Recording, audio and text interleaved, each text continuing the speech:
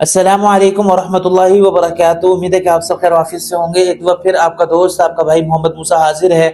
आपने देखा होगा कि हमारी पिछले दिनों जो वीडियो है वो अक्सर हयातुन नबी के टॉपिक पर बनी और जो हमने आपके सामने रखी। अब जो हमारी वीडियोस आएंगी वो एक ऐसे टॉपिक के मुतालिक आएंगी कि जिसका पढ़ना, जिसको समझना और जिस पर अमल करना आज के दौर में बहुत ज़्यादा ज़रूरी है। जी हाँ, वो है कि आप सल्लल्लाहु अलैहि वसल्लम जंग के मैदान में और हज़रात सहाबा इकराम जंग के मैदान में।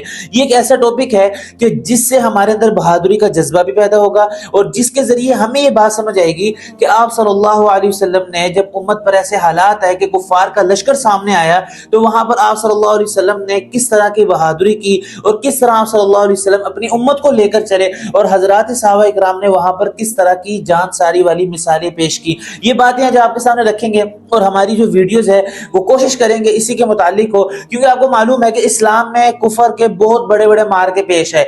बाज़ औक़ात हजरात सहाबा इकराम और कुफर के दरमियान में बहुत सी जंगी पेश आई।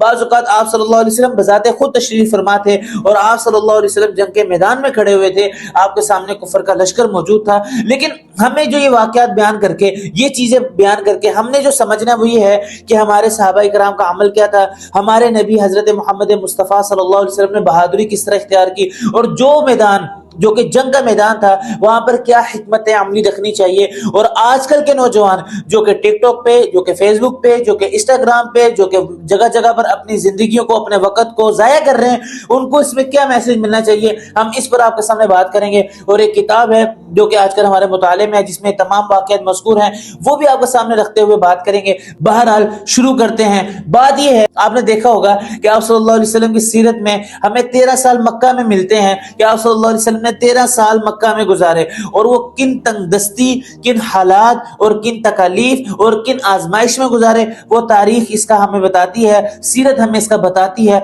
बहरहाल 13 साल में, यानी कि जब आप सल्लल्लाहु अलैहि वसल्लम की उम्र 53 साल को पहुंची, आपको हिजरत का हुक्म हुआ, आप मदीना तय्यबा तशरीफ ले गए। जब आप सल्लल्लाहु अलैहि वसल्लम मदीना तशरीफ ले आए तो मदीना मुनव्वरा में ऐसे ऐसे हालात पेश आए कि जिसके जरिए आप सल्लल्लाहु अलैहि वसल्लम को हजरात सहाबा इकराम को मैदान में उतरने का हुक्म मिला। वो पहला वाकया जिसको हम जंगे बदर के नाम से जानते हैं, उसकी चंद बातें आज आपके सामने रखेंगे और हमें क्या मैसेज मिलता है वो आपके सामने बताएंगे। मैं पहले एक छोटी सी बात आपको बताता हूं कि मक्का के जो लोग थे वो तिजारत किया करते थे, मदीना के जो लोग थे वो ज़राअत किया करते थे। तिजारत का मतलब ये है कि मक्का के लोग अपने जो काफिले जाते थे उनको पैसे देते थे और उनको कहते थे कि यार ये पैसे भी ले जाओ, हमारी चंद चीजें भी ले जाओ, ये वहां जाकर बेच देना और वहां से वो चीजें लेके आओ जो कि मक्का में जरूरत पड़ती है, जो कि हमारे इस्तेमाल में है। तो इस तरह ये लोग अपनी चीजों को वहां दूसरे ममालिक में भेजते, वहां से वो चीजें बिकती, इनको थोड़े से पैसे मुहैया होते, तो इससे अपना ये काम चलाते। ये वो चीजें थी कि जिससे मक्का के हालात जो है वो अच्छे होते गए और मक्का वाले खुद मुख्तार होते गए। लेकिन मदीना के लोग ज़राअत करते थे। इसी तरह एक बहुत बड़ा लश्कर जो कि हजरत अबू सुफियान, जो कि अभी तक मुसलमान नहीं हुए थे, वो मक्का वालों का लेकर दूसरे मुल्क में लेके गए हुए थे ताकि मक्का की जो चीजें हैं, मक्का की जो सामान है, वहां जाके फरोख्त किया जाए और उससे नफा हासिल किया जाए। मैं आपको बताना चाहता हूं, ये वो लश्कर था कि जिसके बारे में लिखा हुआ है कि तमाम मक्का वालों ने इसमें पैसे खर्च किए हुए थे और तमाम मक्का वालों का माल इसमें लगा हुआ था। कहा जाता है कि 1000 दिनार यहाँ पर इस काफिले में खर्च किया गया हुआ था, जिसके जरिए नफा कमाना था। बहरहाल ये लश्कर था जो कि गया और जब ये वापस आने लगा तो आप सल्लल्लाहु अलैहि वसल्लम को रमजान में इत्तला मिली तो आप सल्लल्लाहु अलैहि वसल्लम ने वहां पर बदर के मकाम पर जाने का हुक्म दिया। अच्छा, हुक्म देने का मकसद बड़ा ये था ताकि इस लश्कर पर हमला करके जो कुव्वत है मक्का वालों की, जिनकी वजह से वो बहुत बड़े बड़े तकब्बुराना अल्फाज इख्तियार करते हैं, तकब्बुराना चालें चलते हैं, मुसलमानों को तकलीफ देते हैं, उसको खत्म किया जाए। तो लिहाजा जब ये बात सामने आई तो आप सल्लल्लाहु अलैहि वसल्लम ने फौरन लोगों को निकलने का हुक्म दिया। ये बात याद रखिएगा, ये जो निकलना था ये जंग के लिए नहीं था बल्कि उस लश्कर पर हमले के लिए था। जब आप सल्लल्लाहु अलैहि वसल्लम निकलने लगे तो आप सल्लल्लाहु अलैहि वसल्लम ने फौरन फरमाया जो बंदे के पास जो चीज मुयस्सर है वो आ जाए। अब यहां पर आपने देखा होगा बहुत कम ऊंट थे, सिर्फ 2 घोड़े थे। ये इस वजह से नहीं था कि मदीना वालों के पास माल नहीं था, सामान नहीं था, बल्कि था, लेकिन वो सूरत हाल ऐसी थी कि आप सल्लल्लाहु अलैहि वसल्लम ने फरमाया कि जो भी है ابھی نکلو. بعض صحابہ کرام نے کہا اللہ کے نبی ہماری سواریاں جو ہے وہ مدینہ کے تھوڑا سا دور باہر چل رہی ہیں, آپ حکم دیں, ہمیں وقت دیں ہم لے کے. آپ صلی اللہ علیہ وسلم نے نہیں ابھی نکلو. تو جو جس چیز کے بعد میسر تھی وہ تمام کے تمام صحابہ کرام نکلے جو کہ 313 کی تعداد میں تھے. تو اس طرح وہ قافلہ جو کہ قریش کا تھا, جو کہ شام سے لوٹ رہا تھا, اس پر حملہ کرنے کے لیے, مکہ کی طاقت کو روکنے کے لیے یہ لشکر یہاں سے روانہ ہوا. اب میں آپ کو بتانا چاہتا ہوں صحابہ کرام کی وہاں پر محبت, بہادری, شجاعت کی مثال نہیں ملتی. ان کے پاس جو کچھ تھا صحابہ کرام لے کے نکلے. بعض اوقات تلواریں نہیں تھیں, بغیر تلواروں کے نکلے. بعض اوقات سامان نہیں تھا, بغیر سامان کے نکلے. لیکن ایک بات ہے نا, آج کل ہمارے معاشرے میں اگر ہمارے سامنے کوئی بڑا بات کہتا ہے, وہ چاہے جتنا مرضی بڑا ہو, ہم ایک لمحہ تو اس کو ضرور سوچتے ہیں یار یہ کرے نہ کرے. صحابہ کرام کی زندگی سے ایک چیز تو ہمیں ملتی ہے, وہ یہ ہے کہ جو بھی حکم ملا وہاں پر سر جھکایا اور تشریف لے گئے اور ساتھ چل پڑے. نہ وہاں پر کوئی بات کی, نہ وہاں پر اس کی حکمت تلاش کی. تو یہ ہے صحابہ کرام کی محبت کہ فوراً حکم ہوا اور جس موقع پر حکم ہوا فوراً تشریف لے گئے. یہ وہ وجہ تھی قریش کا وہ قافلہ کہ جس کی وجہ سے حضرات صحابہ کرام اپنے گھروں کو چھوڑ کر نکلے. اب یہاں پر ایک میں چھوٹا سا پوائنٹ آپ کے سامنے ہائی لائٹ کرنا چاہوں گا. بعض لوگ کہتے ہیں کہ مکہ میں جہاد کا حکم اس لیے نہیں ملا کہ حضرات صحابہ کرام کی تعداد تھوڑی تھی. یہ بات غلط ہے, ایسی بات نہیں ہے. ایک بڑی حکمت علماء کرام یہ لکھتے ہیں اگر مکہ میں ہمیں جہاد کا حکم مل جاتا, لڑائی کا, جنگ کا یہ حکم مل جاتا, تو حضرات صحابہ کرام اور آپ صلی اللہ علیہ وسلم اور دوسری طرف جو مکہ کے قریش کے یعنی کہ کفار تھے, جب ان کے درمیان ایسی صورتحال پیش آ جاتی تھی لوگوں کو یہ میسج جاتا کہ یہ آپس میں قبائل کی لڑائی ہے, نہ کہ اسلام اور کفر کی. لیکن جب مدینہ تشریف لے گئے, مدینہ میں جانے کے بعد واضح طور پہ پتا تھا کہ یہ مسلمان ہیں اور یہ کافر ہیں. تو بہرحال یہ بڑی وجہ ہے, یہ وجہ نہیں تھی کہ مسلمان کم تھے کفار زیادہ تھے. بہرحال یہ لشکر گیا اور حضرات صحابہ کرام اور آپ صلی اللہ علیہ وسلم 313 کی تعداد کو لے کر تشریف لے کر گئے.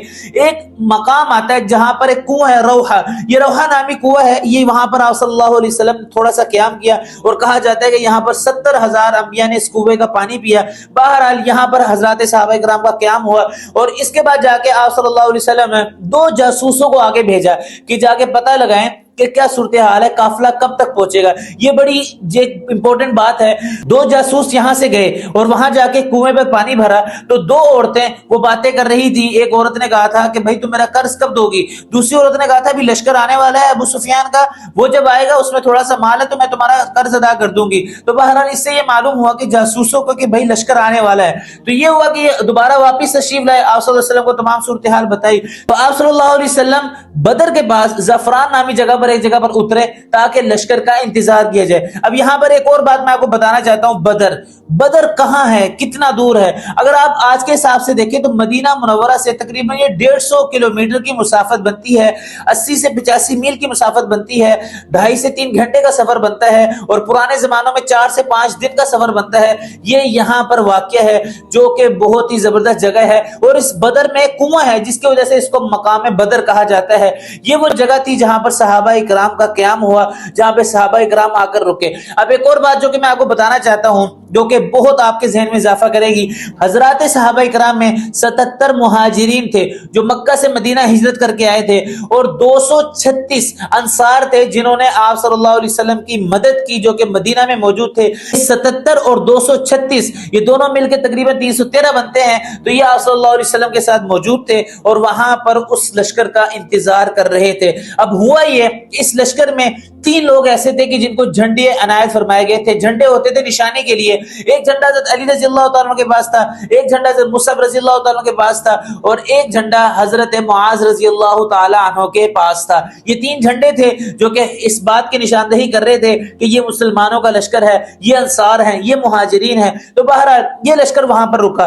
اب قدرت کو یہاں پر کچھ اور منظور تھا جو میں آپ کو بتانا چاہتا ہوں. وہ یہ تھا کہ حضرت ابو سفیان یہ اپنے وقت کے بہت ہی سمجھدار اور زیرک قسم کے آدمی تھے. یہ اپنے قافلے کو بڑا بچا بچا کر لے کر جا رہے تھے. جب یہ بدر کے قریب پہنچے تو وہی 2 عورتیں ان سے ملی.